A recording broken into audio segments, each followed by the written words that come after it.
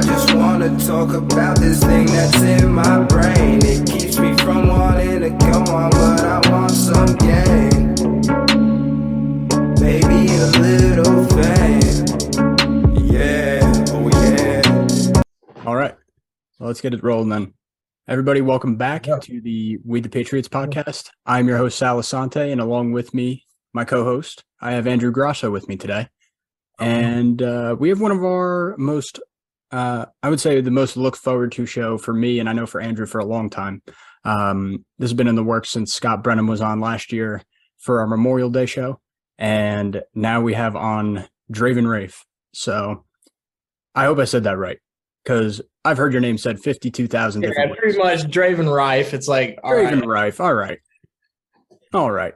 Well, introduce yourself, my friend. You have way too many talents for me to name. Yeah, so give us just a little, background on you, like, a lot of your talents, that sort of thing. I'm from a town, Boone County, West Virginia. It's like a little coal mining town here in the Mountain State. I live in Charleston now, which is the capital city. I did all kinds of different jobs growing up. I played college football for a little bit. That was like my really first grind and passion young in life. And then I got into doing some business and marketing stuff, which led me to learning how to like do videos, like do music videos for people. So from there, I started filming musicians. I would go on tour with them. And I started like a little YouTube channel called Radio WV, where I was just like, basically, it was like similar to like Tiny Desk Sessions, I guess you could say, by NPR, except for it was in random locations. Like I would go to where the artists actually lived, like their town and things. I did that for a couple of years, and then I started learning how to play music, and I'd always freestyled and stuff like that in high school, like, for fun. But then I started putting out some music for real, and that's about where I am now. I've been up and down with like going real hard in the marketing for a little bit and then stopping. It's just that when you're doing stuff for other people, then like you're dealing with life stuff too. I'm not, in a super big hurry or anything like that as far as my music goes. So I'm just one of those people who's just trying to figure it out. I'm in no rush, but I'm not going to be super lazy with it. But I don't want to just like force anything. So, I'm just like writing and seeing where I'm at. That's a little bit about me. So you said you started off when you were kind of following other musicians. Was there anybody who kind of took your YouTube channel off? Yeah. If you look us up, the first video I ever did was this dude named Mikkel Buck. He was on The Voice back in the day. He was on. I wanted to get there with you. I'm actually a big fan of his. Oh, nice. Yeah. Well, he was the first person ever. It started what I used to do when I was in college. I got this internship. I'll try to tell it in the fastest way possible. I got an internship working for a lady who made cosmetic products. I was into chemistry stuff for a little bit, and I came in with them. I knew a little bit about social media marketing and stuff, and branding and whatnot. And I basically talked my way into it, and I became a partner in this company while I was an intern in college. It was just like a startup. This lady had got some government grants. She was a chemist. She could make some stuff, but I had to like figure out how to help them turn their expertise into like actually making money. She had some stuff that was just regular run-of-the-mill cosmetic products that would be super hard to compete with. This was in like 2014, 2015. It would be like super hard to like make shampoo and lotion for women and go out and try to like make something because all these huge brands with this huge budget. They just have the market cornered. Yeah, exactly.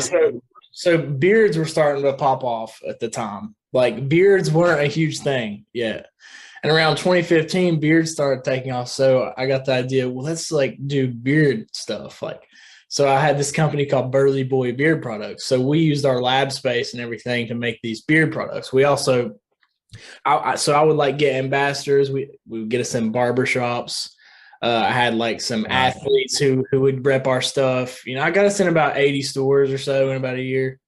And I got we had some other like some hunting scent products that we ended up doing. It was separate from that, but still out of the same lab we were in.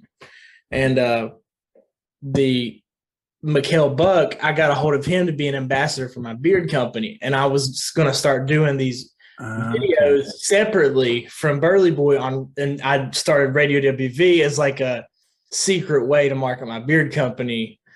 That way it wasn't just like Burley Boy beard sessions or anything like that. So his first video pops off as soon as we did it. And around the time, what were you saying? Yes, NKMU. Okay. NKMU was the very first. I remember sitting on my toilet. Like, I had no idea about recording music or anything. Me and my friend John, that's who I actually started with. His name is John Price. He's the only other person I knew who knew how to do audio recording on a MacBook for music, because he came to my house and had me freestyle on a song back like my freshman year of college once. And so I called him. He meets up with me, and me and him both record Mikhail. And we had MKMU. I remember getting home and listening to my laptop, and that wasn't the song that we were even supposed to release of his. We ended up, I was listening to it on the toilet with my headphones on. And I was like, dude, this is the one. This is the one. So we posted it, and it blew up on Facebook, our first video on the page. And over that, 2 weeks, my business partners that I'd worked with for 2 or 3 years doing the cosmetic stuff started being shady towards me. So then I found out some stuff they were doing with that I didn't agree with, as far as hiding some, I failed, at least, was hiding some money from me, as far as they had a separate corporation that I didn't know about. So some of the stores that would reorder, instead of going through the LLC that I was a part of, it was going through something separate. And I was always broke while our company was making money. So I don't know, just one of those situations where we just decided that, okay, I take Radio WV, you guys can have the beard company, and I went my own way, so. Got it. So how's Radio WV doing today? I mean, I noticed you guys post sporadically. Yeah, there were times in the beginning where I would go really hard with it. I was living out of my 03 Jeep Liberty there for a little bit, I would go in the beginning, I was actually going and living with these musicians. There was some people who would just be like my friend John Basson was living in a little shack on a woman's farm and just doing farm work. He's the guy with Appalachian Moon. If you look it up there, it's a little over 500,000 views on there. Wow. But I remember living with him and just really I don't know, roughing it to get that channel started. And there in the beginning, I would go hard with it for a little bit, while John, my partner, who's 50-50 on Radio WV, while he would be doing other stuff in life. Then I would run out of money and have to get a real job for a while, and he would, pick up some of the slack, and then he would be the one who's posting the videos. And there for a while, we kind of would do that, to where I would do some stuff for a while, John would do some stuff, and every once in a while we would do some videos together. But now we've recently started to where it's it's growing pretty fast, so we're on the ball, we're both posting and putting out content on there. So are you guys able to collaborate at all on anything? Who? Me and John, my partner on it. Oh yeah, we just now filmed. He set it up with this kid, a kid named Jake Kahn. Okay. He's this 15-year-old kid with a voice that sounds like I don't even know. He's a super deep voice. I don't know if you can pull it up, but he's his own musician. He's his own style. But can you pull it up? I can pull it up. What was his name? Jake Kahn, Jake space KOHN. Yeah, let me see if I can pull it. Radio WV should pop up. Do the Lorraine. Oh my goodness. Do the Lorraine. It's a new post. And you can just listen to a little bit of it. I don't know if you can hear this. I've been held up here. It's been raining all damn day. Banks all closed just as soon as I go. cast my pay. Talk's been going round. Wish you to strike me down, down, rain. Wow. Good golly woman, Holy Ghost mama, I ain't never seen a thing like you before. And if I'm so inclined to when the straight roads wind, well, I might just fall down on your door. Beg you for more. Lord, Lord, Lord. Otherwise, I'll edit it in. Yeah, he see, that's just one of the kids that like, and me and him did him. We blew the Logan Hofstad up. John shot those sessions. Yeah, he's the kid who had the Dark Black Coal song that went huge. I was actually just going to ask about that. Were you with? What were you saying? I was actually going to ask about Logan Halstead. So he's very intriguing to me as well, kind of like Mikkel Buck in the song Dark Black Coal. Like, where do you find this talent, man? Well, it's crazy. Obviously, I get hundreds of messages on that page of people, trying to get on it and stuff. At first, I just found Mikkel through, I guess, just Personal connection. chance or God or whatever, Yeah, the beard stuff. What led me to Mikkel. But then after that, I met a girl named Emmy Davis, and she has a song on there called Netflix and Chill. She's a great singer and songwriter, but she basically introduced me to like the music scene in Huntington, which led me to meet John Basson, who had Appalachian Moon. He's like played some shows with Culture Wall and Childers and them. And he introduced me to a bunch of other people that I met. I just like ran around with him and lived with him and camped out with him and stuff for a while. I met a lot of those people in the Huntington scene, which is where Tyler Childers got his start. So that's where the Huntington, West Virginia, it's like right on the line of Eastern Kentucky and West Virginia.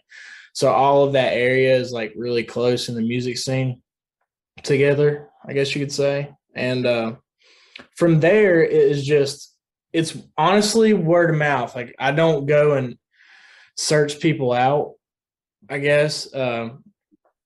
It's just Right. Usually the musicians we work with, they'll recommend other people. And that's how, I guess that's our vetting process, Right. I don't try to work with anybody who's like, I would do work with big artists, but, we get all kinds of, you can send us like a press kit or whatever. Really, all it comes down to is the songs. Like if we, like I can click on 10 songs and tell you if they're going to do good, within 30 seconds of listening to them.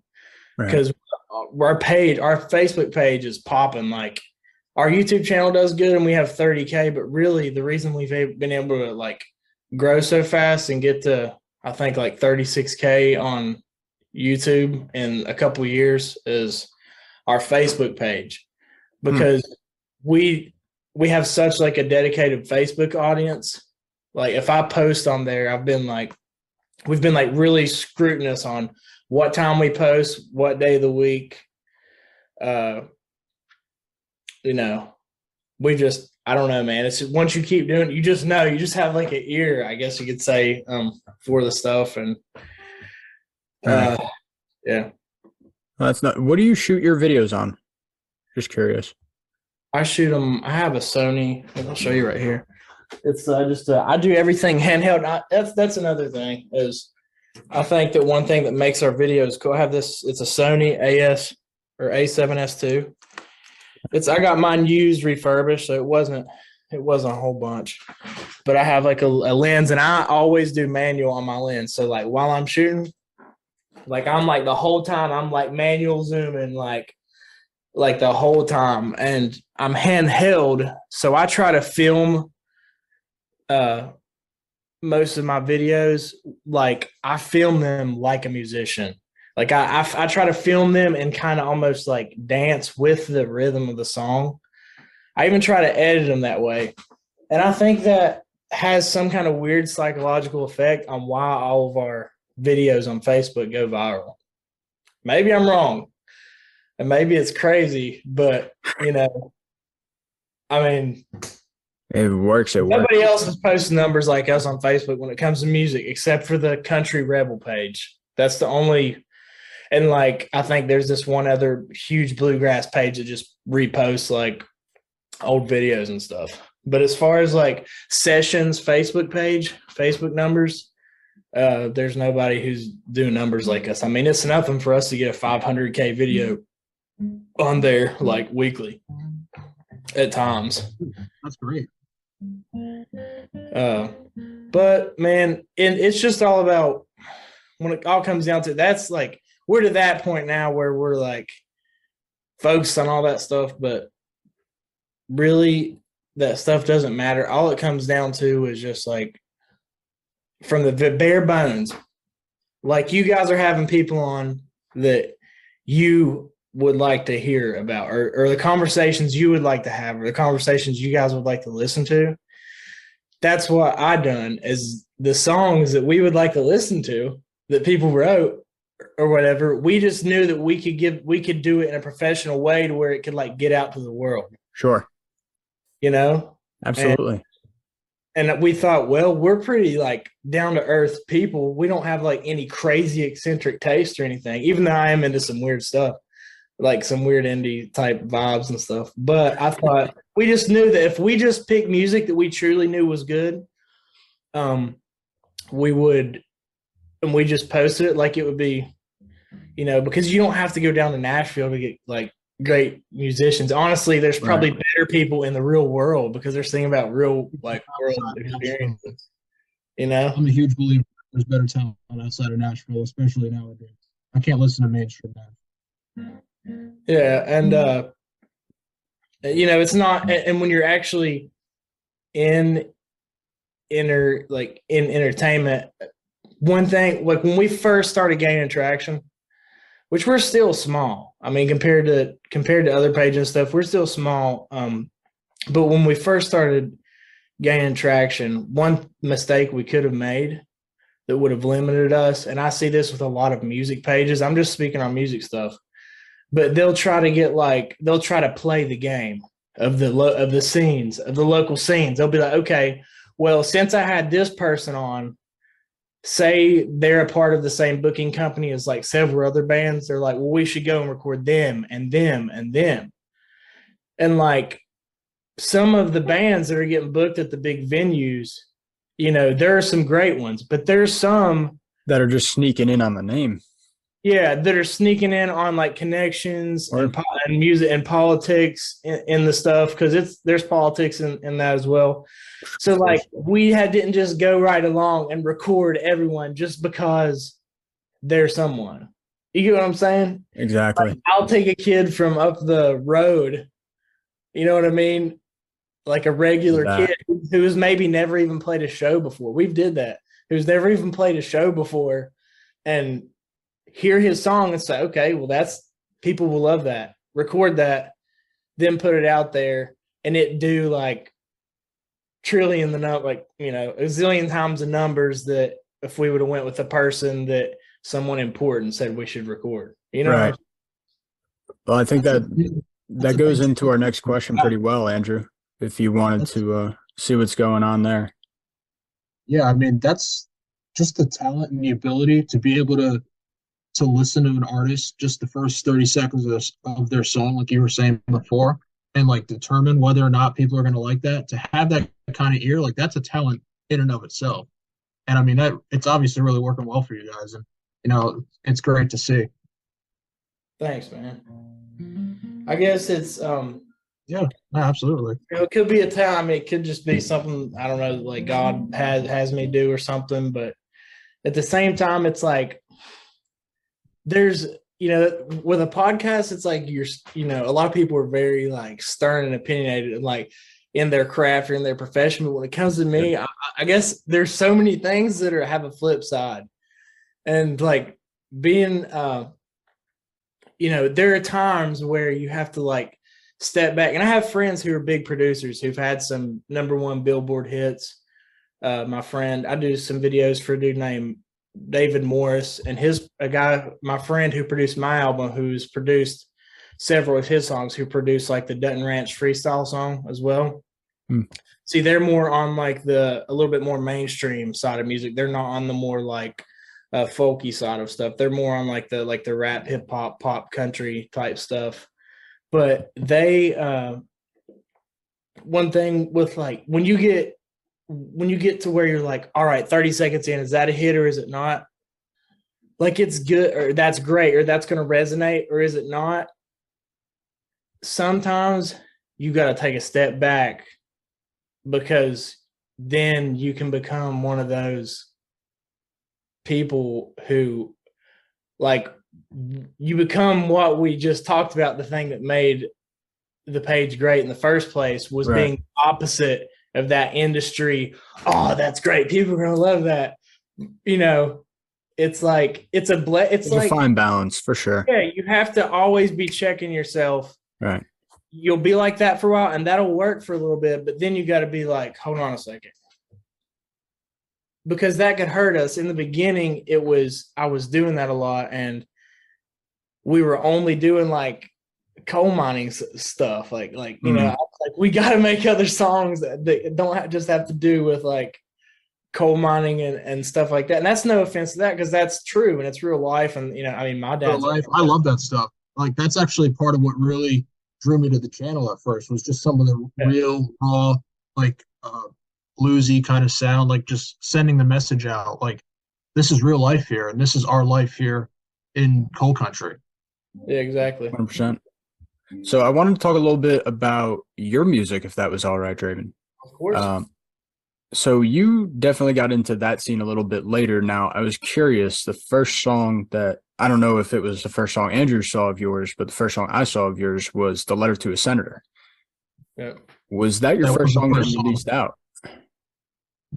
I think that like was my first song that ever even like did a music video or anything for. It might have not been the first song that I ever wrote, but it was definitely one of the first ones, like after I picked up a guitar, that I started writing, like learning the guitar for like a year and a half or something, and then started writing songs, and that was one of the first ones I wrote. Yeah. Well, as soon as I heard that was the day I messaged you. Nice. So how did you come across it? If you don't. So it was him. I'll let Andrew. That was actually all me. So over 2020, right? Like I'm a big music guy. I write, I play, big music buff. I like to find a lot of deep cuts, love a lot of different types of genres. But country music, yeah, although I'm from New Jersey, love country music, always resonated with me, always spoke to me in a certain way, right? So like I was saying before, I was kind of getting away from the mainstream Nashville scene, and I was trying to find deeper cuts like on YouTube over COVID, right? Because there's nothing else to do. I'm like, I want to find some good music here. So I think I came across Mikkel Buck. I think I came across the In Came You, and then the With Me Now, which is also a great song. And then it was just like a YouTube autoplay thing, right? Then this Letter to a Senator came on, right? And it was just so haunting and chilling. And I was listening to the lyrics, and I was like, this is a message that needs to be said, and this is a message that needs to get out there. And if you don't live in coal country, generally you don't know about it. And like, you're 4 hours away from us here in New Jersey, and people here have no idea of what goes on with that, right? I kind of want to water it down for the YouTubes, but with what it's about, the Subocs, like, the opioid addictions and marijuana not being legal, and the sketchiness that can go on between state government, federal government, big pharma, and it not really, like, kind of like turning a blind eye to the good side effects of cannabis and how it can really help those in pain. And I found it particularly intriguing too. How in the video at the end, right, there's a quote, the reason we can't get medical marijuana as a treatment for opioid addiction is because all the money that Suboxone is tied up in our state, West Virginia legislative member unnamed, which I have found it was very eerie. I love that you kind of threw that in there unnamed, but you have a state assembly member admitting, right, that Big Pharma has so much money tied up in this interest that they don't have people's own interest. They don't have their constituents' interest as their primary focus, right? It's always money. And it's really sad, and especially a state like West Virginia, where it has always historically been very blue collar, Right. A lot of mining. You have a lot of those injuries, right? Back injuries are so common, right? Back pain is so common, just physical ailments, right? Where you get hooked on these opioids. And if there's a better alternative, you would think that the state government there and Big Pharma would actually be pushing those drugs that would actually be effective and not just sell. Right. Yeah, man. So where was that inspiration though? I'm curious. Well, that inspiration, the inspiration was actually from a time when I was smoking a joint with a dude who was on the House of Delegates of West Virginia, and he told me that the reason that they could, that quote, the reason that they couldn't get it approved for like as a treatment, like when they were doing medical cannabis, they had all these requirements to get your card whenever they were first trying to get it medical in West Virginia, and it was like cancer, glaucoma, limb, losing a limb, stuff like that. But one of the things they couldn't get on there was opiate addiction or help with opiate addiction, or Right. or relief. I'm not saying it's going to be like a replacement. It's not going to make you quit tomorrow. Yeah. But, one of the reasons he said they couldn't do that was because of all the money that was tied up in the house and stuff. And I'll say this, man, and you were asking why wouldn't they do that? Why wouldn't they put extra care into that whenever the state knows what's going on? Dude, it's like this. One, human nature. And that comes down to, dude, look at any company. Right. Okay. Any private labor force, you have like some laborers who are on the company clock. You'll see them, hiding under a bridge when they're supposed to be like working on a job, like they're just getting company time, on the clock. I mean, everybody does it. It's just that, so it's just human nature. They're in these positions. It's a job. It's not like these guys are striving for greatness in the Senate. Yeah, it's not like it's like Nelson Mandela or something like, and these guys are they're Bob Marley. Right. These dudes, it's a job, and they're trying to make as much money as possible. Right. And it's politics, and if they vote this way, they have a lobby group that's gonna somehow through some dinner or luncheon or some kind of charity thing that they're going to donate this to their campaign if they agree on this. It's they're guys trying to make a living, and that's what it is. It's just that, like, in America, we've glorified politics. You know what I mean? It's like exactly noble and stuff like that. That's exactly my point. Like that's exactly where the point that we've gotten to, where, like you said, we glorify politics in America, and it's a job. But while we're glorifying politics, we're also assuming that, and we kind of accept the notion that they actually care about us, that they want to serve us. And that's where the disconnect is, because, like you said, it's just a job for them. Human nature doesn't escape someone just right because of their job title, right? Just because they're an assemblyman, right? Human nature is still going to be human nature. They're still going to look for the path of least resistance. Money talks no matter who you are. You always have to follow the money, right? Yeah. I mean, yeah, that's what it comes down to, and I'd heard stories. A lot of the inspiration for that song was I heard stories about, and this is not me, some people, if Suboxone is what they use to, and that's what has helped them, I'm no one to tell them that's wrong or to do it this way or that way. Sure. I do know stories from my brother who's an addict, and like many other people that it is really addictive to get off of. So it is like, I just lost a family member this year to it, man. It's like 7 years. I'm sorry about that. It's like 7 years or something to get off. Like, that's the plan. Once you're on it, is like 7 years to get off of it. It's just, I mean, that's a business. Just like I think, like you've heard Getting before. people off of the drug is absolutely a business. Yeah, That was getting people on the drug. Yeah, it's all business, man. And even politics, like we were saying, it's just, I mean, I know, and I know Sal knows damn well that, those in political power don't necessarily really don't want to help us at all. It's just, I don't like the facade and the pretense that, oh, these people are, that we need to glorify them, that these people are here to come in and save the state or save the world, right? Like, that's just so far from the truth. yeah, and that's why in that that song when I said I said something like Spock's. I said something about the politician. I haven't played it in so long. I'm sorry, it's my own lyrics that I'm not remembering. But I said, I've got to eat. I said So something about the politician. I've got to eat, and so do you. Yeah, I've got to eat, and so do you. Yeah. If I don't win this election soon, I'll be thumbing on the road with you.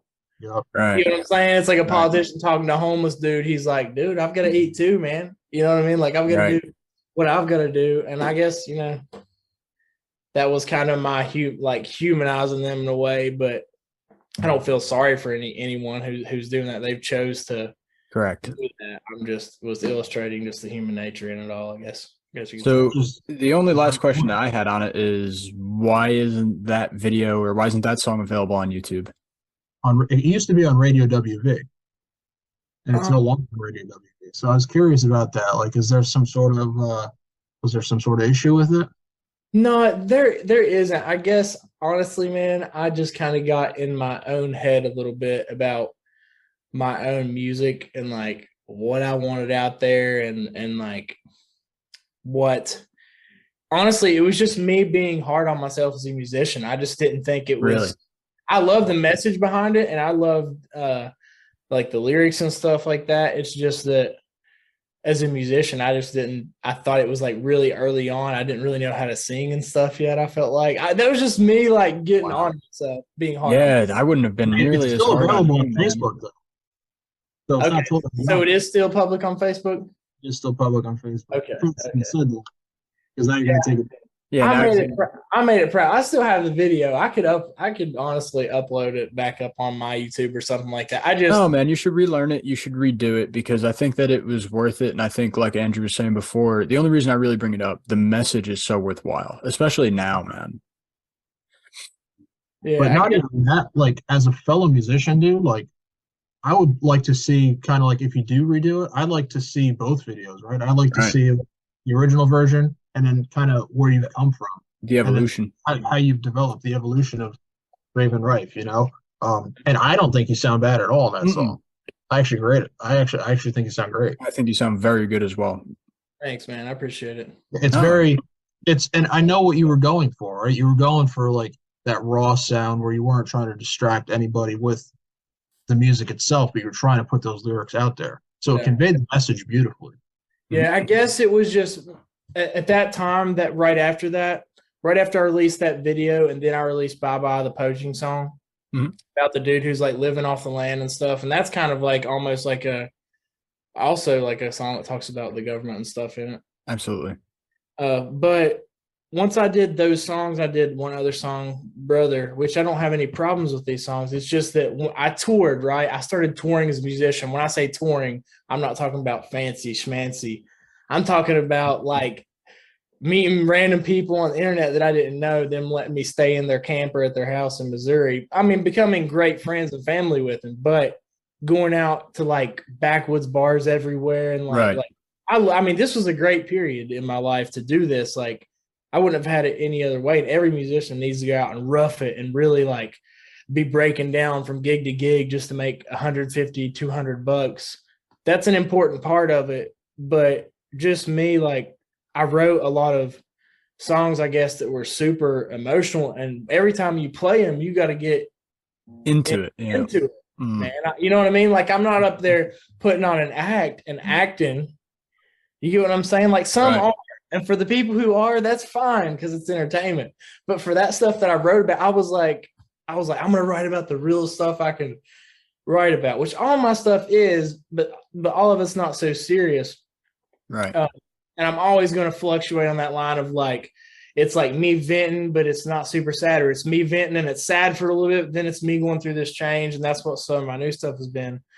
But, But your new stuff kind of involves like that kind of not so serious vibe to it, where you can get away with going about deeper topics without coming off so serious.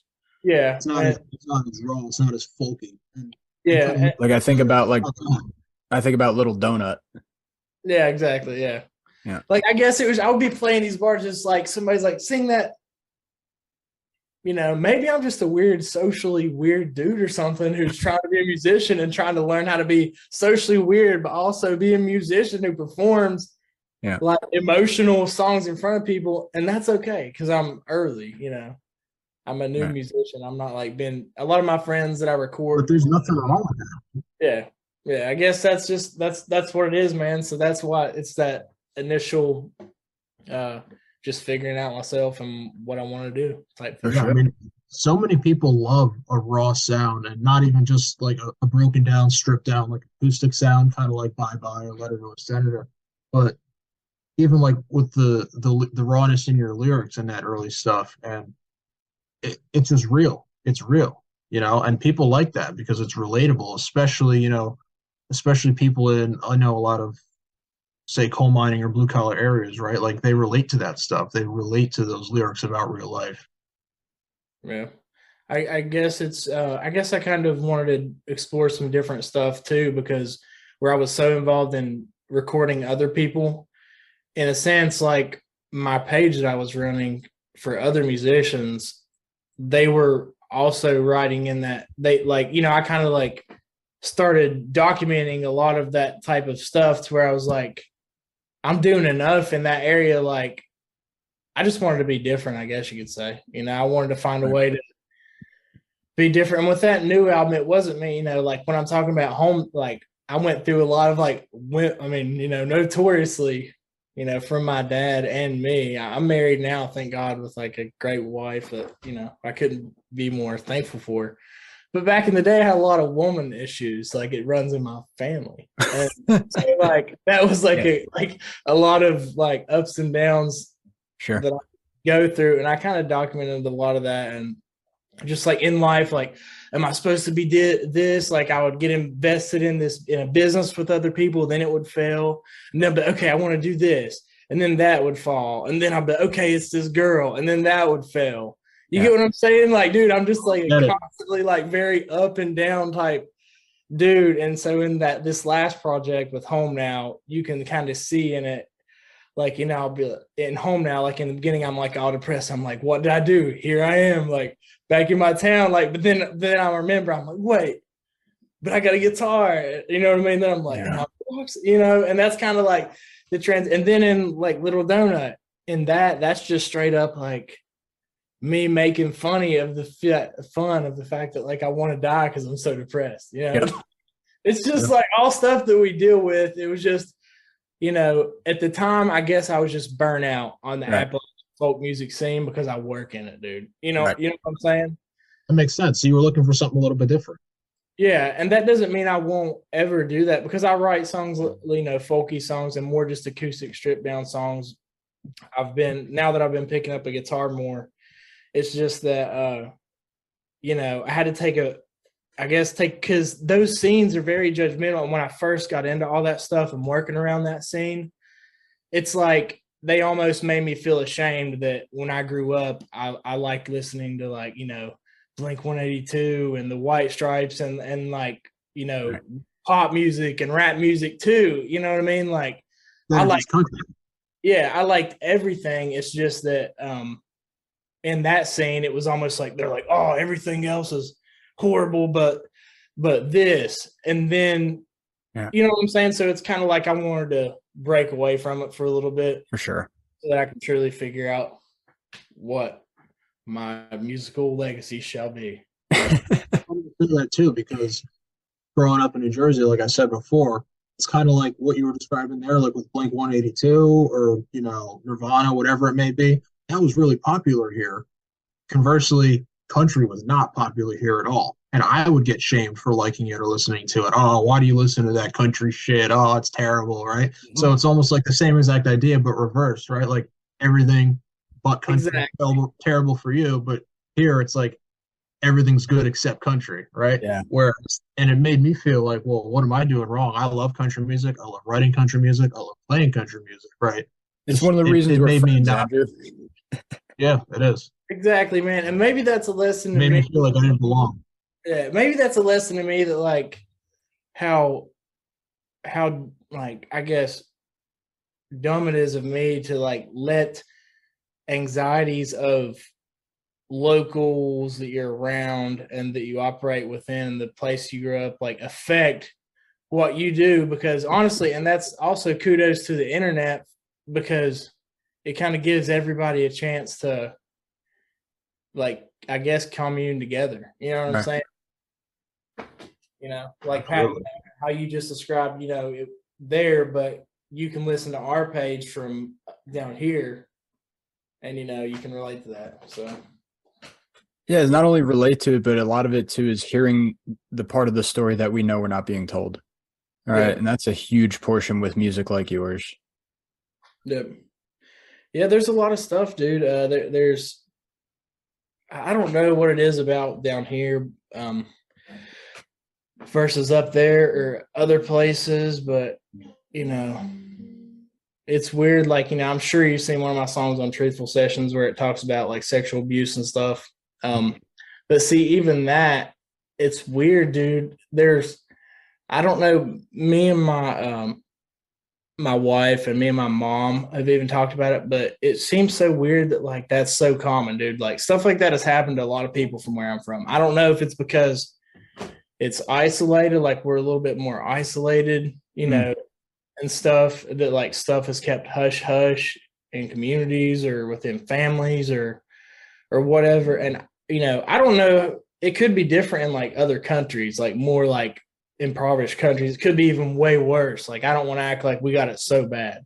You know, but statistically compared to like us, yeah. No, West Virginia does have it worse. And I actually lived in Oklahoma for a little bit. And like West Virginia, right? It was very prevalent there. And I think I have no data to back this up, but I have a feeling that it's because of the socioeconomic status in those areas. Just because I guess those poorer areas tend to be associated with more crime and more violence in general. Yeah. That would be my best guess. I guess that would probably have something to do with it. I mean, like older, you know, I'm sure it has a little bit to do with older, like honestly, like more like deadbeat people living with like younger kids, like who haven't moved out into the world, and they're like, you know, 50 years old or something like that, and like haven't done. I see, you know, there's a lot of that. Just deadbeats. You know, well, I'm just saying, like when I say that, I mean like, you know, I'm not shunning anyone, but I'm saying, I guess there's a lot of people for drugs or whatever reason. Say they have like a parent who has a piece of land, a house. Say they're like injured, they have some kind of government check that's coming in, and this person who's their kid has like a drug problem or whatever they have, and or maybe they're just lazy and they don't want to work, and like they go on and they're 50 years, they're 50 years old, but they can still rely on that people and still stay there. Say they've had kids, say their siblings have had kids, say a lot of grandparents are raising babies. That's very true. So like then they're living with all these young kids. It just presents the opportunity for like weird stuff to happen. It does. No, that makes a lot of sense. And it's not direct relatives a lot of times taking care of young children. Yeah. I'm sure inner cities, I'm sure it's no different in inner cities and like the projects and stuff like that. I'm sure it's just about the same type of stuff, you know. It is. No, and when you said like a lot of grandparents are raising kids too, like I don't know if this is causation or correlation, maybe a little bit of both, but you know, I heard something that like if you take care of yourself and you raise your kids, your grandparents can your parents can spoil your kids, right? But if you don't raise your kids, your grandparents are going to have to raise your kids instead of being able to spoil them, right? So there's a big difference there. Yeah. That's true, man. And it really changes the role of that person in their life for sure. Yeah, it really does. So I did want to talk about, kind of branches out from like the socioeconomic stuff, but it kind of goes back to your inspiration or in a way a little bit. I want to know a little bit about you and Kanye Draven. and how that all came about. Well, I was actually my friend Kyle. One of my friends that I had growing up, he started dating this girl who I was friends with growing up. She's one of my best friends, and he was from San Diego. He moved to West Virginia to play baseball at college here. He ends up having a baby with her. Nice. Me and him become really good friends. Then they split. He moves to Wyoming, where some of his family was, and starts working construction. Meanwhile, COVID happens, and people are like, I had a bunch of music shows booked and stuff, and that's when I was really going hard with, like, first, just really I did it as a getaway at first. Right. Whenever I started touring. So I was like in that crazy living in a van phase. He calls me. He says, "Hey, man, come out to Wyoming for 2 weeks." I'm on unemployment at the time because I lost all my shows. So I filed for unemployment. I was getting unemployment living, I was like, I'm going to, take unemployment. My shows just got canceled. So I was living the life essentially there for a little bit, like living in La La Land. I go out to Wyoming. I buy this like $900 minivan, go out there. I had a weird feeling when I went out there that he had told me something about Kanye living there where he lived in Cody, but I wasn't sure. Right. I hadn't thought a lot about it. I just knew that Kanye was one of my favorite rappers and stuff growing up. I didn't know that he was a huge producer and stuff till after I met him. I didn't know that it was like his actual role. And I go out there, and it's a town called Cody, Wyoming. It's like the gateway to Yellowstone. Yep. And I was just crashing. I played at this bar called the Silver Dollar in Cody one night for tips. And then they liked me really well, so they actually paid me to come play. They paid me like $120, $150 or something like that to come play, I think either the day after or the next week. I'm not sure. I stayed out there for like 2 weeks, and I came after and I played, and I had a weird intuition on my way there, like from God. For some reason, I was going to meet Kanye West. I don't know why. Like, it's not like you're going to meet somebody just because you go to a town they're near. At the time, he was building the Yeezy factory there. I'm not sure if that ever went through, because I believe when he got divorced, he pulled out of all the construction company stuff before he was his company, his building company that built the Yeezy factory and he was building the Yeezy lab and built his house and built a few other things in Cody, Wyoming, was like married to my friend Kyle's construction company that he worked for. Got it. His bosses. So like they had a lot of contracts that like that was their biggest contract that this little construction company had got, was like working for Kanye doing all right. this. And now they're out. Yeah. And then I remember him telling me like a few months before it was even announced in the news, he was like, "Nah, man, they moved me up to Laramie because Kanye hasn't paid this or whatever because he's preparing for divorce." So that was before anybody knew about it. I knew that was happening. So that was pretty cool. But anyways, I'm playing in this bar. It gets to the end of my set, and Kanye walked in. He walked in the front door. It was this small little narrow bar. And I'm like, how can I illustrate this on this? Okay, so if this door right here is, well, just imagine a hallway. I'm right here playing just like I am now. And there's like 20 yards in front of me. Yeah. It's not very wide, and it's just a straight hall. Well, there's a table behind me with like a pool table, and then there's one other seating table, and then the rest of the bar is in front of me. Got it. So they're seating behind me. Well, Kanye's crew, I guess it was like the typical people he rolls with around there is like some dorky looking kids who probably went to art school in Europe or something like that, like for design or fashion or something like that. And he walks in, and he's on his way back there to talk to them. And I was I think I was almost done, and my friends was like, "Dude, Kanye's coming in here. You better plug your stuff back in right now." Because I was done with my set, and he starts walking in. They were like, "Draven, you better plug your shit back in right now." So I'm like turning my knobs and like checking my guitar, and he walks past me, and I guess maybe somebody had told him, "Hey, you got to hear him" or something like that as he was walking in.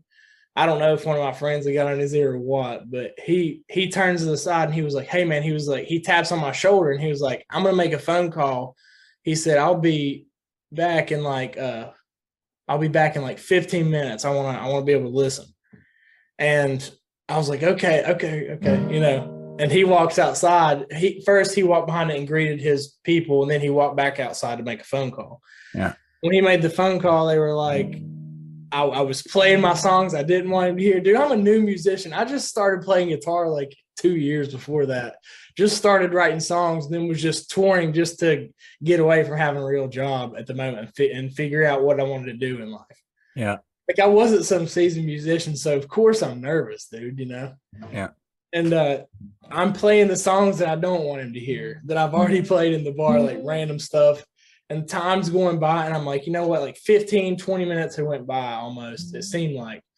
And my friend Kyle comes up to me. He's like, "Bro," he's like, "he's not here. He left," or whatever. And I was like, you know what? I'm not gonna be that guy who sits here and like plays just so like I can play in front of this person. You know what I mean? So I played 3 songs, and on my third or fourth song, in the end of it, I was like, "Lord, if I'm supposed to," I said a prayer. I was like, "If I'm supposed to meet Kanye, let it happen. If I'm not, don't let it happen." Because I didn't want to like have regret and be like, "Oh, I stopped," but also I didn't want to like try too hard at the same time. Because I'm a big believer in like just doing whatever like God's will is for your life. And as soon as I said that in my head at the end of the song, because I was just going through the motions, ending it. As soon as I said that, he walks in the front door. And so I was like, "Oh crap," And he walked in the front door, and he walks over and sits right next to me, like he don't set. Talk about pressure! Holy shit! He sits like everybody. The audience is right there. He sits right next to me in this lone chair near the bar, kind of where they do the money exchange for drinks at the end of the bar. Right. And he's sitting right there, and he sits right there, and I kind of ignore. I play this mashup song, get the bar kind of pumped up at first. And it was like people was going crazy. I played this mashup of like Country Roads, Get Low, and like Wagon Wheel or something typical. I was just being funny. And then I played the song I actually wanted to play, and which was like this song that was like halfway written that I just feel like would be a good song for him to flip. It was a Kid Cudi inspired song. I used to be a really big Kid Cudi fan back in the day. I mean, he's kind of crazy. He's kind of crazy now, but back in the day, he had some really good stuff. And in like my middle school years, and I played him a song that was kind of Kid Cudi, like Kanye inspired, and I tuned him out. Like once I had that initial interaction with him, and I played that first song, he was like, and I seen he was like getting into it and stuff. I tuned him out so that I didn't want to like be weird or cringy and like just sitting here like looking right at him. And I just played and I zoned him out. And I played like 3 or 4 songs, and at the end of it, I didn't know he was recording me or anything like that, but at the end of it, I was like on my last song playing, and his security guard comes up to him. He has security around him that's like probably he looked like a military dude. Yeah, most likely. But they're in regular clothes, and they don't walk beside him like security. Like Kanye walks around like just he's a person by himself. He has security like out in the crowd, like blending in. You get what I'm saying? Right. And this dude comes up to me, and he drops $200 bills, and it was actually more than what I was paid for the bar gig that night. And he drops those in my tip, and he goes, "Compliments of Mr. West." I guess he didn't want people to see him tipping me, so he texted his security guard and had him bring it to me. Yeah. Well, so I was like, "Thank you," and I finished up. And when I was wrapping my chords up, by that time, I think maybe a kid or a few people came up to him beside of him to try to get a picture. So he reverted back to sit with his crew to have like a meeting essentially in the bar, like a social meeting. Right. And I'm sure he didn't want to like take attention away from a musician who was playing. That's why he went back there, because people were coming up to him. like younger kids and stuff. Right. And whenever I was wrapping my cords up, his security guard actually came back up to me, and he said, "You make sure you go thank Mr. West for that." And that's what he said to me. I was like, "Okay, I will." And then in the meantime, my people were coming up to me like, "Dude, he recorded like 3 of your songs and he was smiling. He was sitting there recording them all on his cell phone. And he was smiling and like saying that stuff to me and like saying that it looked like he was sending them to people and different." Everybody was like, like hyped me up, coming up to me. After that, I went back and I was like, well, I'm going to go thank Mr. West like his security guard told me I should. And I went back there. Yeah. And he came and he was having this conversation with this one chick who looked like she was like, I don't know, like a model / like fashion designer or something like that, like artist or just like a pretty well-educated looking chick. And they were talking about like designers or something like that. Just some weird, like really high class combo that I would never have business, taking. But I was like sitting there kind of next to him, like I didn't want to interrupt him. And he immediately mid conversation, like just like looks away from that girl he's in mid conversation and like smiles ear to ear. And he's like, "Bro, that was fire." And dapped me up. And he asked me a little bit about myself and stuff. And I told him where I was from. I didn't want to ask you. That's the main thing. Like God had like shown me that I was going to meet him when I come out there, but I wasn't going to ask him for anything. You know how many people this man has asking him for something? You know what I'm saying? Right. So instead, I was like, "Hey man, I appreciate it," or whatever. I was like, "If you ever need anything at the ranch, because the ranch is close by, if you guys ever need any entertainment, like or anything like that, just hit me up. I can, play for you guys at any parties or anything like that." So I just offered him something like that. I didn't offer like, "Hey dude, we gotta do a song together," or like, "I need you," you know what I mean? I just like offered service because that's what I'm there doing, is just like performing for entertainment. And he was like, "Oh yeah," he was like, I'm gonna have you give your number to my the dude you met." And he said, "Hold on, wait. Actually, I think I'm gonna introduce you to my assistant, Paul. I want you to give your contact info to him."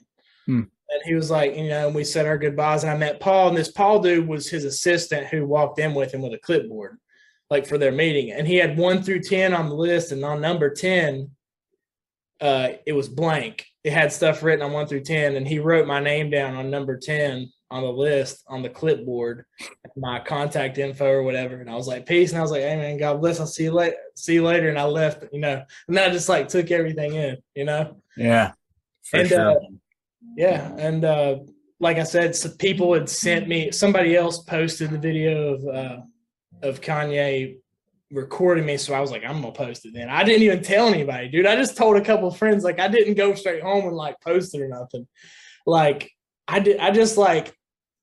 almost thought it was a joke. So somebody took a picture of him sitting there. I'll get into more of the philosophical stuff about it in a second, like how everything went down and what it meant. But I messed with my friends at first. So I just sent my friend a picture. I was like, "Hey bro," I sent him a picture of me playing in the bar with him, Kanye to the left, like recording me or whatever. Just they probably thought it was a meme and they thought you photoshopped it. Yeah, just the person. I sent it to him and I said, "Bro, check that out." And he was, or I don't remember what I said. He was like, I sent it to a couple different friends, and one of my friends was like, "Who is that?" I'll catch. "Who is that? Who is that?" And they was like, "Is that?" I sent it to my friends who was big Kanye fans and whatnot. And it was just a funny joke that I had with a couple people. Like, "Yeah, dude, I Kanye recorded me or whatever." And like, I had a couple people freaking out. But it was just funny. I didn't like post it or nothing like that. In my mind, I was just so thankful for everything. I don't want to ramble on. Do you have any questions before I ramble on for a little bit more? Oh, this is great. Yeah, no, I mean, honestly, I want to hear all about this. Okay. Well, so the thing about it is, man, it's like, when I was there, the stuff that I played him, it was also, like I said, when I first started, Radio WV starts popping off a little bit at the time. Right. I'm learning my ranks in like how to play in the music scene back home. I'm a blonde-haired, blue-eyed kid. Like, I'm not like I don't like look real rough and tough like badass outlaw dude. So like I just felt like a lot of intimidation and judgment when I first started releasing music that like back home. Now you guys don't see that. Correct. Because you're where you are. But back home, I was like, these people, I don't know how seriously they're going to take me and my music as being genuine. And just how like strict that scene was, or like, oh, it's got to be outlaw or nothing, or Outlaw or nothing, yeah. Or this or that, like, or like, oh, this type of music sucks and this is the true music. Like, which I agree with to some extent. I'm not going to say they don't have a point in certain areas, but at a certain point, even the outlaw dudes are trying to be outlaw. Even like the real people are trying to be real. You know what I mean? Like, right. If right. that makes sense. It's like this. They're putting on a show, yeah. Talking about poverty and his and stuff, and his dad's like the governor of Canada or something. Exactly. Yeah. Exactly. Yeah. Or I heard that about. I ain't gonna say it. I ain't gonna say it, but because it don't matter. But but anyways, what I'm saying is, when I went there with Kanye, I played him a song that back home I wouldn't have played at a bar. They'd been like, who's this emo indie sounding kid? You know what I mean? Playing this like weird, like pop rappy, like indie song. So, and for me, I played him what he would like, and he thought it was dope. And I thought, you know what? If I play a song like that and Kanye West thinks it's cool, and like I got home and I researched the fact that he had like been a huge, created hits for Beyonce, like all kinds of people. Rihanna, like that he had actually produced hits for like awesome songs for and like masterpieces for all these people. I was like, if he thinks my stuff is cool and I wouldn't play that back home, I was like, dude, I'm not going to follow that like strict, like has to be back home approved. Right. When it comes to my music, because dude, I've got to be myself. Strict cookie cutter stuff. Exactly. Yeah, exactly. And that was like freeing to me in that I was like, you know what?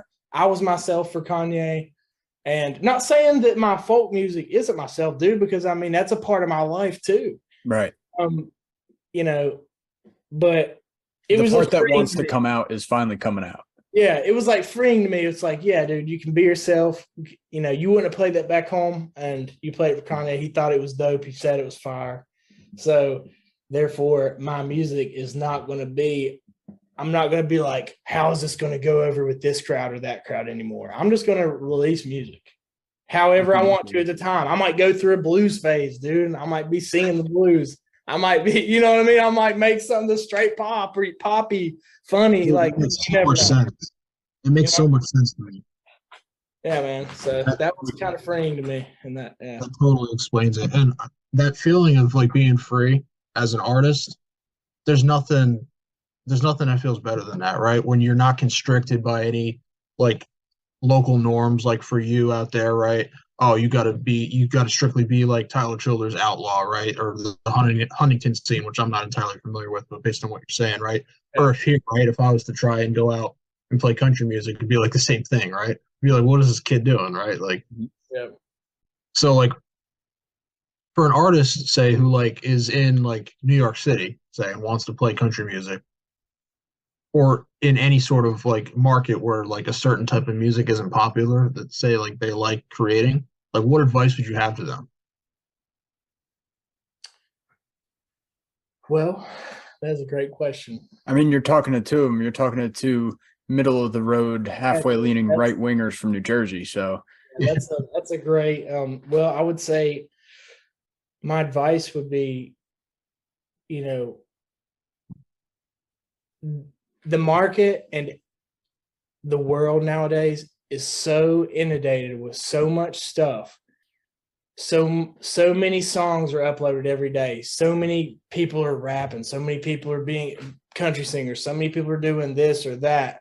The number one there are so many cookie cutter people nowadays. The number one best thing you can be is yourself.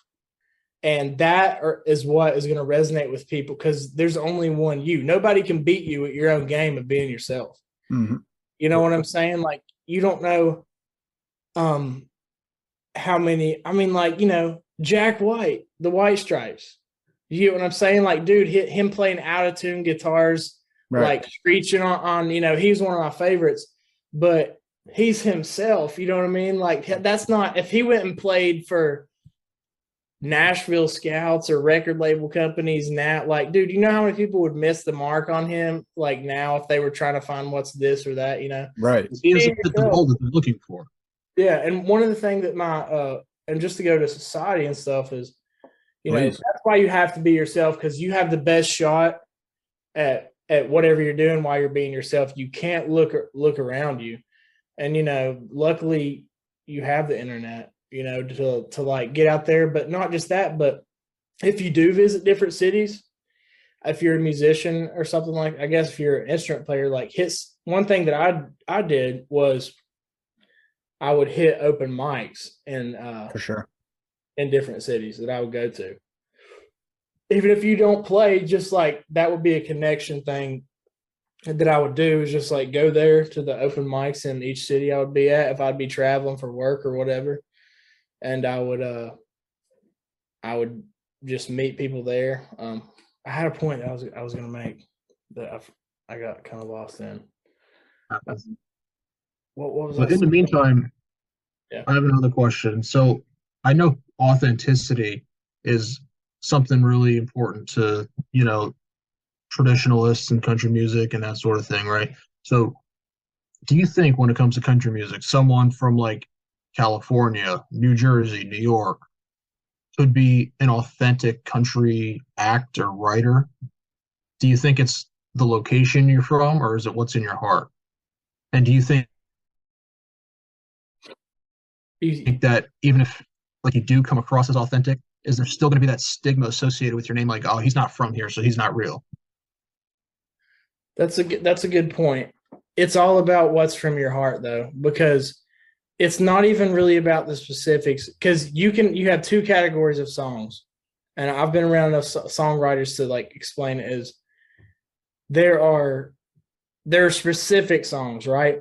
I have a specific song, Bye Bye. It is specifically about a man who made his living. I mean, it's in some ways it was about me in the beginning, but then I morphed into this guy's story. But it is specifically about a guy who grew up living off the land, poaching animals, getting into like shootouts with the DNR, the Natural Resources Police, selling his wild game, like living an outlaw life, doing these things. That's a specific story. Right. But that's specific. But, look at some of the greats, I guess, like look at Leonard Skinner. Their songs weren't so specific in their stories. Like a lot, it's very popular for a specific story, like, White House Road by Tyler Childers. That tells a specific story as well. And that's been popping off for a little bit. But, that's all in the marketing. Whether you're like, this is me and I live that life, or it could be symbolic of something you're going through. Like a lot of Leonard Skinner songs, are more like symbolic. Yeah, for sure. Does that make sense? So you can write, okay, if I wrote White House Road, right? Do you guys both know that song? I love that song. Okay. If I wrote White House Road by Tyler Childers, and like if I was from here and I mark it, and when I was like putting it out to the world, I said, this is my life and I did this and I wrote this about that, then that makes it about you, I guess. And like that, I guess that can help authenticity in some people's eyes in a way. But maybe you was just like, you wrote that symbolically and you just play it. It depends on how deep you want to get into it with your story. There's nothing wrong with writing parables. I mean, Jesus did it.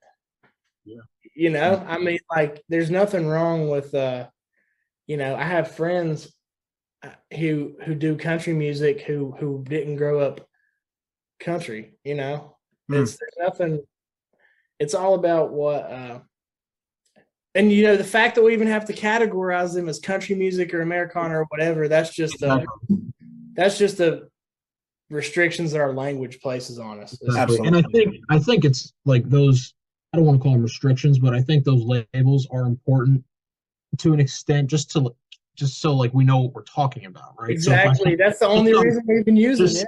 Just so I know, all right, you can't just say music because then it's like, well, am I talking about rock? Am I talking about classic rock? Am I talking about rap? Am I talking about no? Like if you say Americana, right? I know right away I'm talking about like folky, like Appalachian style bluegrass music, right? Exactly. If I'm talking about modern country music, I'm talking about the Nashville scene, right? So it's helpful in that sense. But you're right, it can be very restrictive, and I do appreciate experimentation and creative freedom in that sense. But I want to touch on something you said. You said some of your friends didn't like grow up country per se and they do country music, but were they still from West Virginia to the point where like, okay, maybe they didn't grow up country, but since they're from West Virginia, they could get away with it. And then say like, for example, if I wrote White House Road, being from New Jersey, whether it was a parable, whether it was a true story or not, or something I made up, would that just totally like inauthenticate the song, even though it's a great song, and say theoretically I wrote it? Would the difference in like a couple hundred miles of where you and I are from make all that difference, do you think? I guess when you're asking it that way, then we're getting into like, am I appropriating your culture type thing? You know what I'm saying? In a way, Almost, yeah. But in a weird way, Yeah, that's it is. like what the question is. And like, you know, I think, dude, haven't you heard? I mean, like, here's an example. Coulter Wall's dad is like, I don't know. Coulter Wall's dad is, from what I've heard, is like a governor, or was like a governor of a province in Canada or something like that. Like over a state in Canada or something like that. And he's like, you know what I mean? He's like one of the lives and shit. Yeah, but that doesn't mean Coulter Wall's not a great dude. And that doesn't mean that he doesn't make awesome music. Right. That, you know, it portrays the message to where, you know, somebody who lives a hard life, if they want to get in their truck after a hard day and listen to that, who am I to be like, hey, no, he grew up this way or that's not. In the same way, and I hate to say it because I used to be against it for a little bit, but now I'm not, is like the same way that we can't look, and Jason Isbell, do you know who he is? I love him. Great storyteller. Yeah. Great songwriter. He's a great storyteller. I do love his songs. He's a great writer, but he's opinionated when it comes to a few things. And he has this quote where he talks about like how he's like, yes, listening to bad, like, I will judge you over a certain type of music that you listen to. Like, it does make you a worse person, which in certain music and violence and drugs and sex, I agree. But he's talking about specifically like dumbed down country pop music. Right. When he's referring to it. And I used to think this way, like, oh, like have a good time, up, down, like that kind of stuff. I used to be opinionated against that. But here's the thing, dude. One time I went out to Pocahontas County, West Virginia, where there's no cell service. And I was there by myself in the woods for a few days. And I hadn't talked to one person or seen one person. There's no service in the whole county because there's these telescopes that listen to space there. And so like, I got a lot of time to think. And this is when I was all against, like, I was like anti-pop country and stuff at that time. Well, this song, somehow my radio worked for just a split second in the national radio dead zone. In the middle of the night, it picked up this song that was this corny country song, like mainstream pop country song that I would never get caught dead listening to. But in that moment of time where I had been without music or anything, it sounded good just because it was music. And it was released to listen to just because it was music. So I thought about this. If say you work two jobs, you're barely making it, you deal with these problems from your family, you might have a mom who's alcoholic, whatever, all these different things. And like these stresses in life that you have, if you want to listen to some mindless music where it's just like, and the bobber going up, down, who are we, like some aristocrats, to be like, no, you have to listen to this perfectly written story by Jason Isbell. You know what I mean? Like, you know what I'm saying, dude? Right. I know exactly. That's exactly what I was saying too. Like, I love that you said it though, because this guy hates that kind of country though. But it's true. I know, I understand, dude. I don't like a lot of it either. I know what you mean, but I do listen to it. Yeah. I do listen to it because it has its place. I don't listen to it 24/7, but like you were saying, it's all about context, right? If you had a tough day and you just want to listen to some mindless music, right? There's different tools in your toolbox for everything. There's different genres of music for different types of moods, right? They all have their place, right? If you're out on a boat or something, I'm probably not going to be listening to Cover Me Up as I'm trying to get hammered in the summer, right? I'm probably going to want to listen to Up Down. Yeah, Something that's just like kind of mindless, good time, right? Get your shine on, Florida Georgia Line, right? Stuff's catchy. And believe it or not, that stuff is a gateway to a lot of people to come over to country music, Right. and really dig deeper into a lot of the more deeper cuts and 100%. nuances. I know that's how I got it. Florida Georgia Line. I grew up listening to country, right? Johnny Cash, Big and Rich, Kenny Chesney, Tim McGraw, all the greats, Brooks and Dunn. I kind of got away from it a little bit, and then when Florida Georgia Line kind of broke out on the scene, right? Not only did I really start to indulge in their stuff as a 12-year-old kid, right? But I went back to what I would always listen to as I was what I grew up on, and then it was just no looking back from there. So like that bro country, as terrible as it can be, it served as like a platform for me to go even deeper into my love for country music. And I hear that a lot from a lot of people actually. Like I never thought I'd listen to country music, but ever since I started listening to Morgan Wallen, say, Right. people will say, "Oh, well, I heard these people called Brooks and Dunn. Have you ever heard of them?" Right? Like, and some of these songs are, dude. Some of these songs are carefully written to meet, like, this brand. Put this liquor brand in here. Put this truck brand in that, and like 5 writers sitting around in a circle, like expert writers, like this is a certified hit, and then it comes out, and the song's still great, still so good, dude. This is why it's so good, is because music is I don't know how to read music, and I don't know music theory, but this is Nashville, dude. These are where some of the best musicians in the world go. And they team up together because that's where the money is. So they know how to make stuff that's good, that's naturally like good. And right. And sometimes it is stuff that's like pandery, in a way. Sure. And in a way, I think it's it's pretty crappy. But at the same time, it is what it is, and it's also good. It's also good. It's hit or miss. I'm not going to say I love it all. I'm not going to say I hate it all. I'll say this: when it comes to like boyfriend simp country, like not to name any names, but there's not too much of that I can listen to, like at all. Yeah, but we're dudes, though. That's true. That is true. We are dudes, indeed. That is very true, indeed. So I guess I just have one last thing. Like you were talking about, like say, like during the time of Letter to a Senator a couple years ago, you didn't really like your voice. So like, what have you been doing to improve on your voice and kind of get it sounding a little better? Well, I did take a little bit of I took a little bit of vocal lessons. Okay.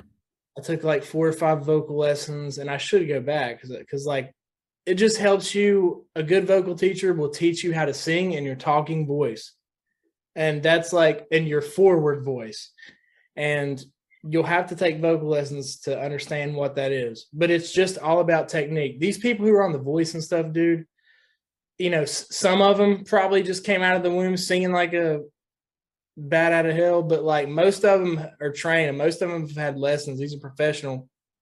Right. And it teaches you, because when I first started playing, I learned like because Tyler Childers and the Old Brother Where Art Thou album and stuff like that, and Mumford & Sons, that's like what inspired me to learn the guitar.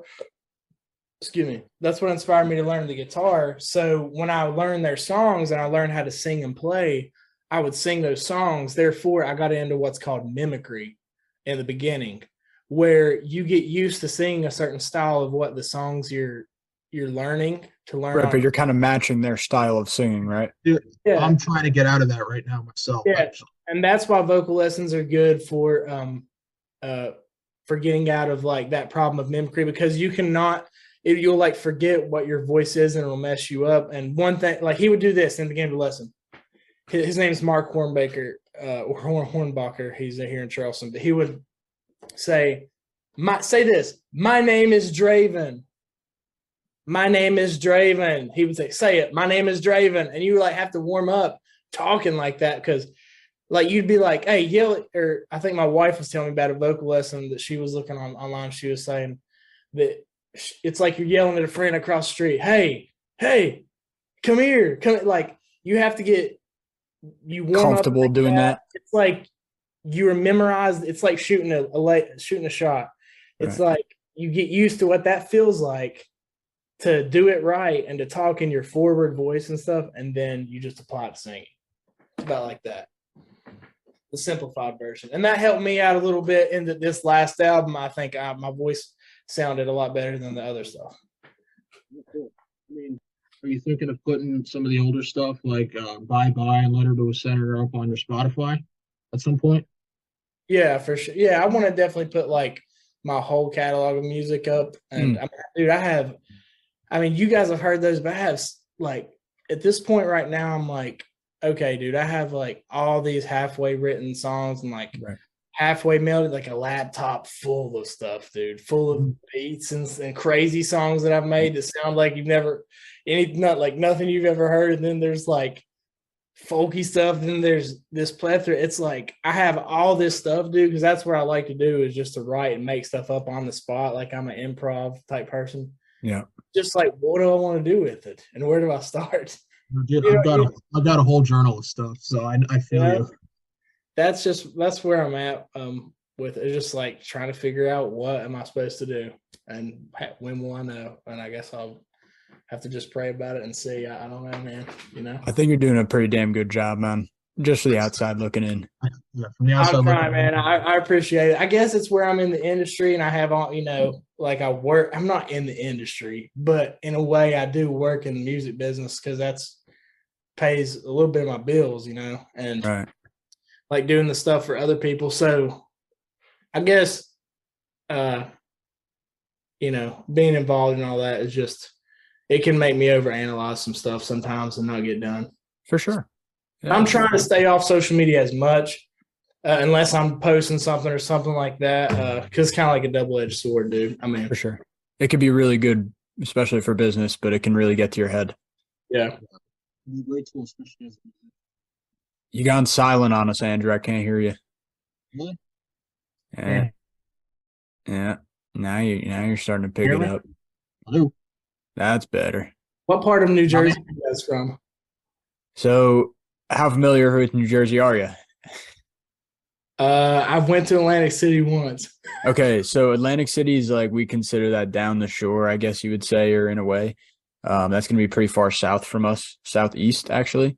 Andrew's kind of situated, I would say, closer to the middle of New Jersey, still in kind of the northern half.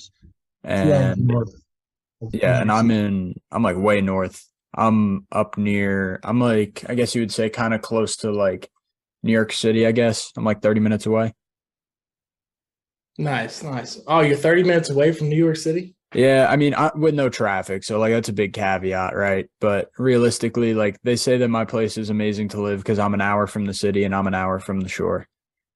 Oh, that's awesome. Yeah, not even an hour from the sticks if you want that too. That's very true. Yep.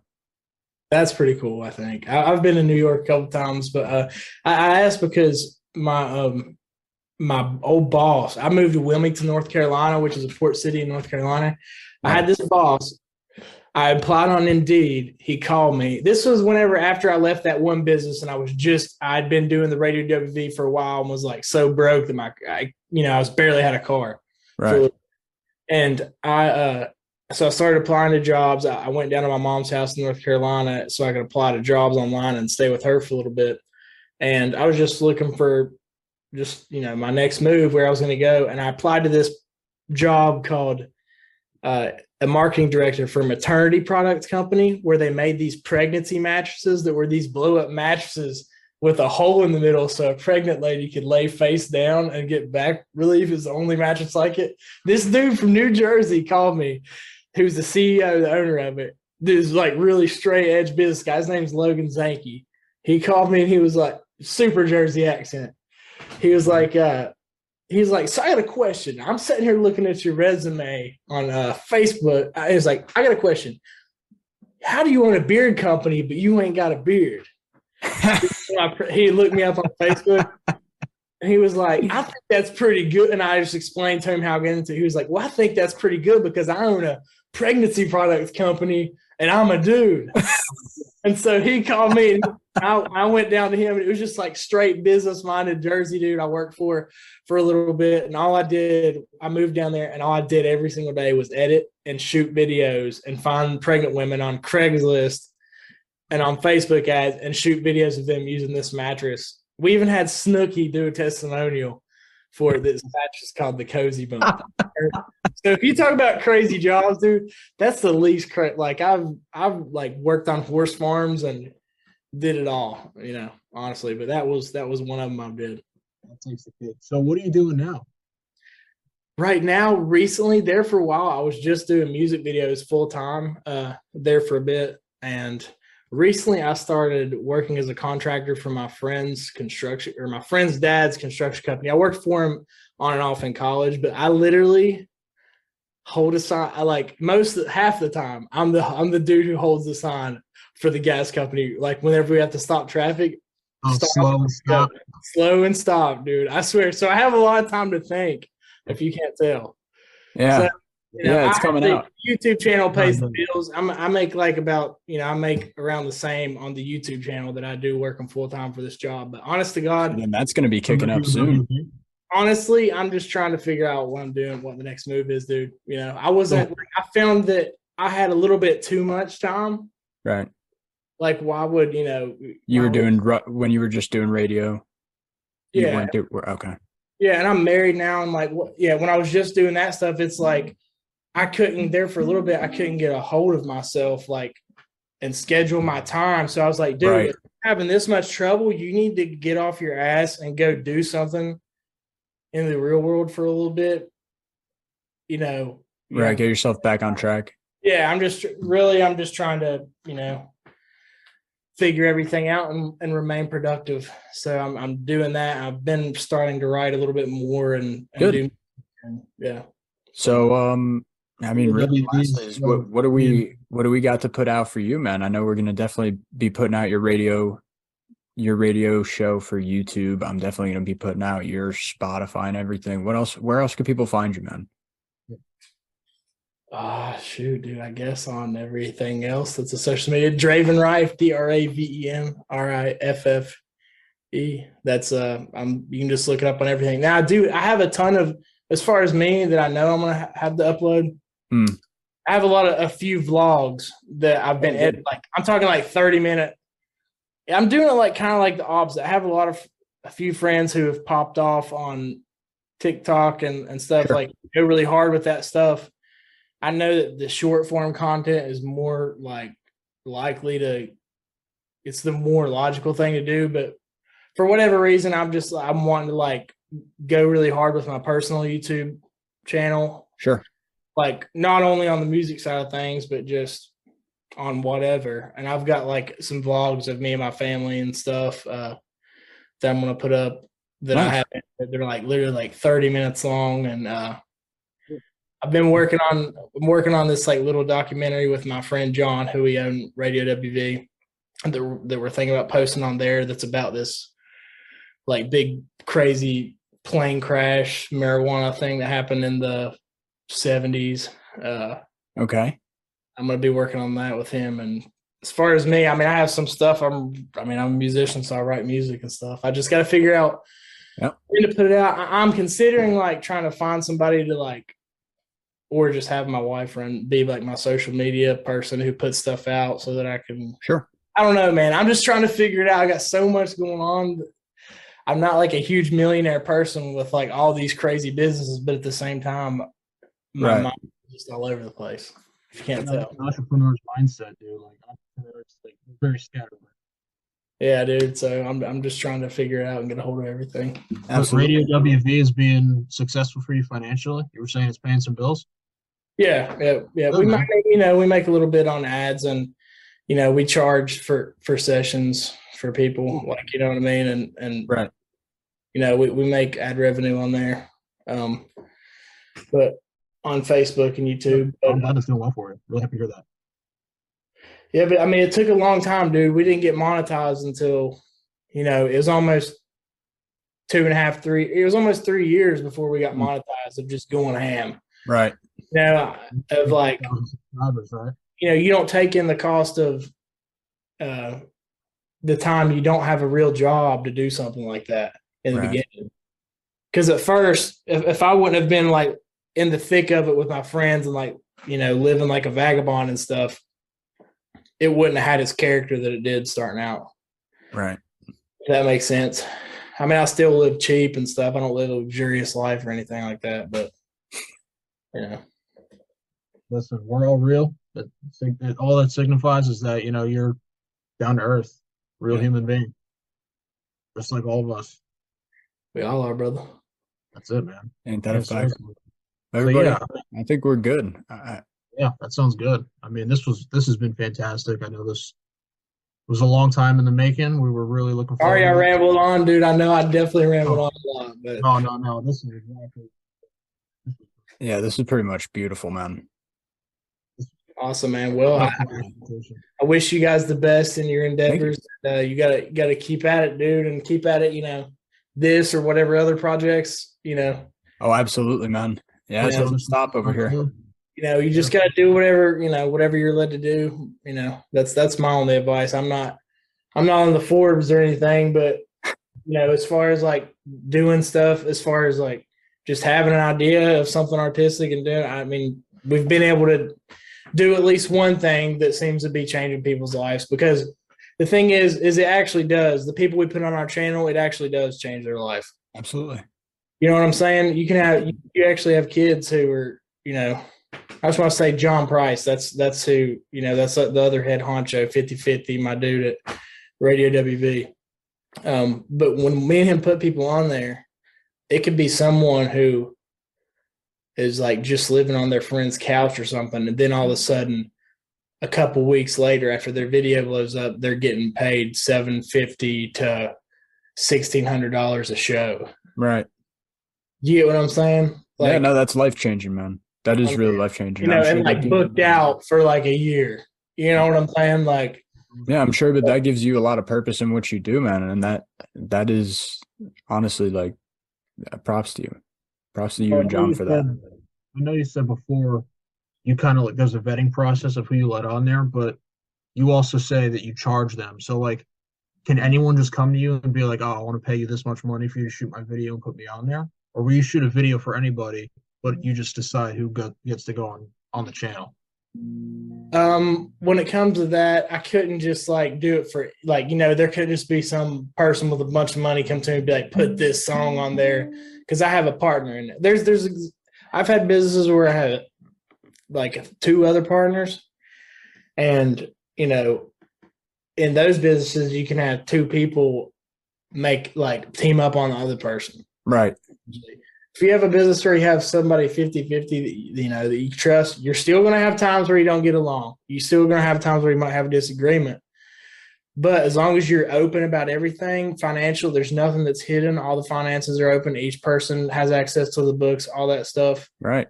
Each person also has like, it's like they're there in a way to check you. You know what I'm saying? So like, right. I have him to, not just anybody, like he'll be like, okay, should we put that, does that fit our channel? You get what I'm saying? Right. If that makes sense. It does. And it's that kind of thing. There's no set price or anything like that. Like there's people who work who don't have that, they work like at a sandwich shop or something like that, Yep. So I'm not going to charge them the same as someone who has a full ass career and, or whatever. You get what I'm saying? Yeah, it makes sense. So it's just whatever. And it also has to do with the song, and all that, I guess. Absolutely. Yeah, so I'm going to follow you on Instagram after this. And if you don't mind, send me over that vocal coach that you have. I don't know if he works virtually or not, but I mean, I'm looking for someone good. Oh yeah, I'll send you his stuff, but I would say, honestly, I would say find one and I'll send you his stuff. I'm not sure if he can do virtually. Okay. I would try to find someone. Mine was $50 a lesson here. So I would look into some, where you're at though. for sure. All right. Yeah. And No, I there's mean, nothing that beats that first couple in-person ones. okay. That's a good point. Yeah, but regardless, I'll be following you on Instagram. So look Yeah, out for for sure. I'll follow you back, man. Of course. it. My man, Appreciate Draven, thank you so much for coming on. I hope everybody enjoyed it. As for Andrew, Draven, Sal, I'll see you guys next week and peace out. I'ma make all these bitches say, damn, I wish I were the fucking state. I wanna be something, not nothing. Trapped inside my dream and I'm running away from these demons. But the feeling's so good, I'ma keep dreaming.